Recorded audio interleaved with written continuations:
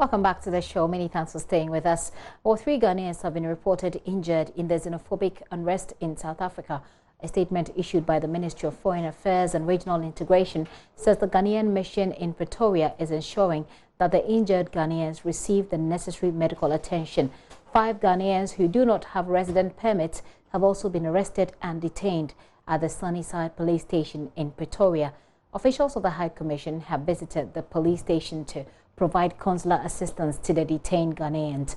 In a related development, South African High Commissioner to Ghana, Lulu Thinwana, says police in South Africa have everything under control after violence against immigrants broke out in South Africa on Sunday. Madam Thinwana blamed the violence largely on poverty and joblessness in the country. She's been condemning the attacks and says police have been deployed to all of the hotspots. Our president has condemned these attacks. He has condemned the violence and crime that is taking place. It is taking place in certain spots on certain areas around Johannesburg, around Durban. It's not all over the country. The majority of the people are safe in South Africa. And as of yesterday, the report we received is that the police have everything under control. They have been deployed in the hotspots and they are monitoring the situation. If there are more reinforcements, our government will add more forces. You see, you look at the US dollar is coming down. You look at the CD is coming down. You look at the rand is coming down. It's the economy. It's the economy in the continent. It's, you know, our economies will fluctuate, but at this point in time, petrol is rising, the food prices are rising in South Africa. So people are feeling the pinch. So it is true that there is that stress that is caused by, and also we have high unemployment rate that is caused by poverty and also the rising cost of living. Since 2008, when these attacks reached a certain peak, and then to 2015 they repeated, are there any specific steps that the government is taking to deal with the attacks and the looting specifically, apart from just creating opportunities, employment opportunities, helping people to start and grow their businesses and all of that? In terms of dealing with the attacks, is the government doing anything specific? Well, you know, when crime comes, you don't expect it and you can't plan for it. It's sporadic. It's like here in Ghana when you have a kidnapping. You don't expect it. You can't plan for it. So, but the government, once it has happened, it takes steps and it acts immediately. And right now, as I said, there is calm because the government has sent the police and is ready to reinforce.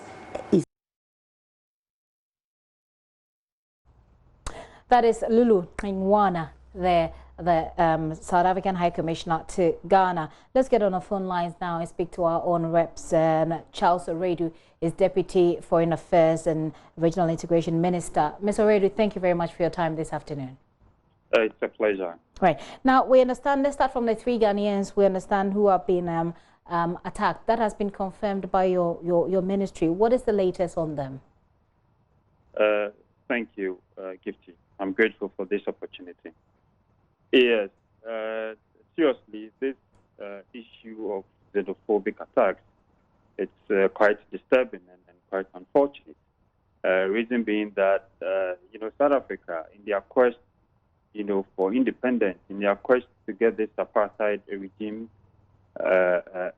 removed, got leaders like Oliver Tambo, Nelson Mandela, Walter Sisulu, to go through so many things. They traveled within Africa to solicit support, solicit logistics, solicit financial support to be able to battle it out with this apartheid regime. A lot of African countries, including Ghana, created that environment for them to be able to have their freedom. Again, after this conquest, after their independence, after the black man led by Nelson Mandela was given the opportunity to govern, a lot of Africans, including Ghana, sent teachers to go help them So if you go to South Africa, for example, they have so many Ghanaian teachers, who, thought they are living comfortably. Right, Mr. Redu, I appreciate the background, except that I don't have so much time, so I'd like for us to stick to the development as it's coming. I was just building. Yes, I appreciate that. I appreciate that. People sort of appreciate what's happening in the country. Yes, it's true. It is true that our mission in South Africa come through with a report saying that we'd have 3 casualties. 3 people are currently injured in the xenophobic attack. As we speak now, this morning, when I spoke to the High Commissioner, he had gone to see 2 of them. I think 1 has been discharged, but 2 are still, receiving some care. Okay. And we also told that 5 people were arrested yesterday when the authorities in South Africa, decided to clamp down on people without resident permit. The 5 were kept in detention, but our officials from the Foreign Affairs in Pretoria, in terms of the High Commission, the officials have dispatched some lawyers, some crack lawyers, to go and see to their, bail. So as we speak now, the 5 are still there. I don't have any information to the contrary. But the 3 who were injured are not that severe. I'm told that 1 has been released from the hospital. 2 are also going through some medical care. So then there are no casualties. I'm just saying that to clarify a point that you made earlier. You indicated that there had been casualties, but if you say they were injured, but they weren't even seriously injured, so there are no casualties. Yes, we've not lost any life as of now. Right. We've not lost any life. We've only had 3 situations where people have been injured. Okay. But we've not lost any life. We also don't have any information of any looting of any Ghanaian shop, any burning down of any Ghanaian shop. We don't have any information like that. Okay. We also noted in the press release that you sent out that you had a rescue plan there. You put out some numbers and you asked Ghanaians there to call out to them if they needed any help. Have you made any rescues of such? Of course. And we've had some Ghanaians calling the numbers. What we did was that, South Africa has about 9 provinces. In our case, we call them regions. Out of the 9, we've divided the 9 into 3. So we have the Gauteng province, where we've earmarked 2 centers, Pretoria and Johannesburg. The Eastern Cape also has 2 centers, East London and Cape Town. And the KwaZulu-Natal has a center, Durban. These centers we've created within these cities that I've just listed are areas where we can provide temporary shelter. So we provided food, we provided, some shelter, accommodation for people, Ghanaians who will be in distress and decide to call on the authorities, our mission in South Africa. So when they call, we gave the numbers out, but I can use your platform to repeat these numbers. One is, if you allow me, I would want to repeat 0027-1234-25847. The other number is 0027-1234-25848. If any Ghanaian living in South Africa is in distress, is in fear of an attack, can easily call this number, and our officials will get in touch with that Ghanaian, make the vehicle available, and transport that person to these shelters, temporary shelters that we created in Pretoria, Johannesburg, East London, Cape Town, and Durban. We've also made provision. We've provided some cash that if they need be for an eventual evacuation, this will be where the situation has degenerated to the extent that living in the country will be impossible. Then we've created a space, for our Ghanaians, our people, to be airlifted to Ghana. But we are told that because this morning I had a meeting with some ministers, with the South African High Commission, and she's given us the assurance that they've unleashed their national security apparatus, to protect life and properties of Ghanaians and other African countries. So we have that. We are going to go by her word. Okay. So for those you are keeping, for those you are keeping in the shelter, are they going to be? Do we know how long they're going to be there? Is there a plan for them, or a plan to resettle them, or they're just being kept for the time being and then they'll be sent back home? Okay, currently the situation is normalized. Okay. We created this as an avenue so that people can escape any eventual brutality that the youth of South Africa or those who were engaged in this xenophobic attack.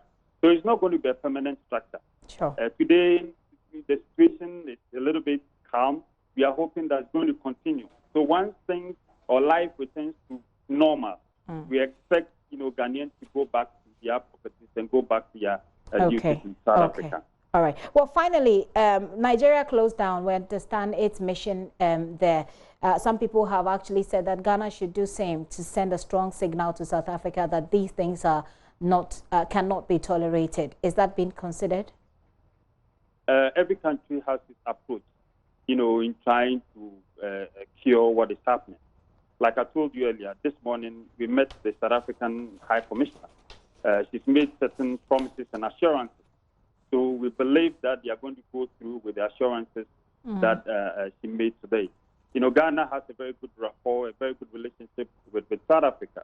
There are a lot of South African businesses, the MTN, employing a lot of Ghanaians. Go to Dakar Mall, West Hills Mall, Massey Mall, Junction Mall. We have South African shops like ShopRite and others that have employed Ghanaians. Ghanaians buy things from South African shops. If you also notice, recently South Africa extended this visa free waiver to Ghana. But we're told that that has not been finalized yet. Yes, it's because South Africa has done their part. It's left with Ghana. Okay. As we speak now, Ghanaian immigration officials are in a meeting with South African immigration officials, and they are trying to, work out the modality of the full implementation of this protocol. So it tells you that, South Africa has a very good, they see Ghana as a brother. These days, we are all calling for African integration and this ratification of the Continental Free Trade and Area Agreement. We don't think that the best way out is to close South African High Commission or close South African companies here. We still believe that the South African government is going to take control of the situation and make sure that there's a clear and full protection of Ghanaians and other Africans in their country.